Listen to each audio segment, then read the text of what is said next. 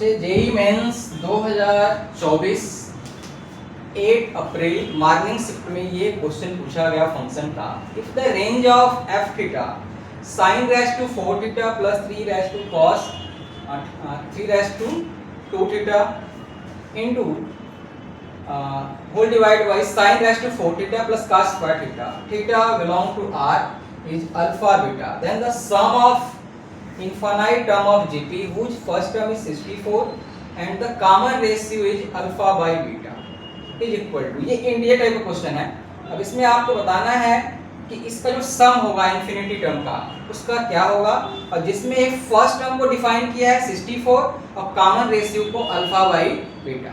तो चलो इसको देखते हैं और समझते हैं इस क्वेश्चन का क्या कॉन्सेप्ट है। ये आपको एफ थीटा गिवन है, sine raise to 4 theta plus 3 cos square theta divide by sine raise to 4 theta plus cos square theta, ये आपको डिफाइन करके दिया था और इसमें रेंज आपको फाइंड करने हैं सबसे पहले। तो ऐसे क्वेश्चंस में मैंने आपको बहुत बार बताया है कि जब भी आपको साइन और कॉस का रेंज पूछा जाए तो उसका डोमेन और रेंज का जो कॉन्सेप्ट है उसको क्लियर रखो। साइन थीटा का रेंज क्या होता है, -1 to 1, ये इसका रेंज है नो। इसका डोमेन क्या होता है, सेट ऑफ रियल नंबर्स। तो इस रेंज का हम क्या करते हैं, स्क्वायर कर देते हैं। Suppose sine square theta, square quantity always be positive and equal to 0। So 0 to 1 इसका वैल्यू होगा किसका, साइन स्क्वायर थीटा का। तो साइन स्क्वायर थीटा 0 से 1 के बीच में है, तो यहाँ क्या करेंगे, इसमें एफ थीटा में जो साइन रेज टू 4 थीटा उसको ऐसे लिखें, sine raise to 4 theta plus 3 जो कॉस स्क्वायर थीटा है उसको चेंज कर लो साइन में, तो 1 माइनस क्या होगा, sine square theta, right, divide by ये क्या बनेगा, सेम इसको लिख लो, sine raise to 4 theta plus 1 minus sine square theta, right. अब देखो जो साइन स्क्वायर थीटा है उसका मिनिमम क्या है, 0। तो at sine square theta equal to 0, इस पे फाइंड करो क्या मिलेगा, ये 0 हो जाएगा प्लस 3 1 माइनस 0 डिवाइड बाय ये 0 हो जाएगा प्लस 1 माइनस 0। दैट मीन्स ये क्या मिलेगा, 3। कब मिलेगा, जब हम साइन स्क्वायर थीटा की वैल्यू क्या ले रहे हैं, 0 ले रहे हैं। अब क्या करते हैं, 1 लेके देखते हैं कि 1 पे क्या आता है ना, क्योंकि साइन स्क्वायर थीटा का मिनिमम वैल्यू क्या है, 0 और मैक्सिमम क्या है, 1। चलो इसको चेक करते हैं। तो sine square theta, now sine square theta equal to 1, so function F theta equal to sine square theta. अब इसका अगर हम रेज टू 4 करते हैं, इसका पावर 4 करते हैं ना, ये क्या रहेगा, 1 ही रहेगा। तो 1 plus 3 1 minus 1 upon 1 plus 1 minus 1, ये देखो 1 प्लस 0 डिवाइड बाय 1 प्लस 0 क्या मिलेगा, 1। दैट मींस इसका जो रेंज मिला, range alpha beta, alpha beta क्या था, इसका रेंज था। तो इसमें देखो अल्फा क्या है, लोअर है, और बीटा क्या है, बिगर।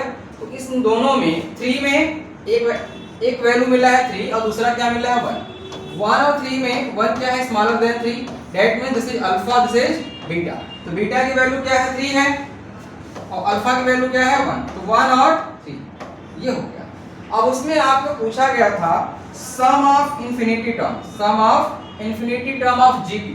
तो sum of infinite term of GP का फॉर्मूला क्या होता है, पहले जीपी लिख लेते हैं, ए आर स्क्वायर ना, लास्ट टर्म क्या मिलता था जीपी में, A R raise to n minus 1। अब इसमें सम ऑफ इनफाइनाइट टर्म, इसका फॉर्मूला क्या होता है, simply a upon 1 minus r, ये फॉर्मूला होता है। उसमें डिफाइन करके आपको पहले दिया था, फर्स्ट टर्म क्या दिया था, 64 और सेकेंड टर्म यानी उसमें जो उसका r की वैल्यू है, r is the common ratio of GP. तो r क्या है, अल्फा बाई बीटा है। तो अब इसमें डायरेक्टली उसकी वैल्यू पुट कर दो, अल्फा बीटा और first term S N Sn that means sum of infinity term equal to first term क्या दिया था 64 divide by 1 minus r। r क्या है alpha by beta, alpha by beta, alpha और by beta, alpha by beta. अब देखो alpha beta की value यहां से हमें मिल गया, अल्फा क्या है 1, बीटा क्या है 1/3, तो ये हो जाएगा 64 डिवाइड बाय 1 माइनस 1/3, 1/3, तो 64 डिवाइड बाय ये क्या मिलेगा 3 माइनस 1/3 ओवरऑल 64 डिवाइड बाय 2/3। अब इसको सॉल्व कर लो,